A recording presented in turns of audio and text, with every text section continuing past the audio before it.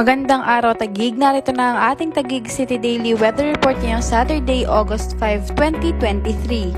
Ayon sa Pag-asa, sa ngayon ay wala tayong minomonitor na kahit anong sama ng panahon na maaaring makaapekto sa ating bansa.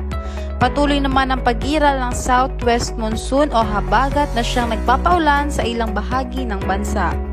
Samantala ayon naman sa ating tower system, asahan ang bahagyang maulap hanggang sa maulap na kalangitan at tiyansa ng mga pag-ulan, pagkidlat at pagkulog lalo na sa hapon na gabi dulot ng localized thunderstorms.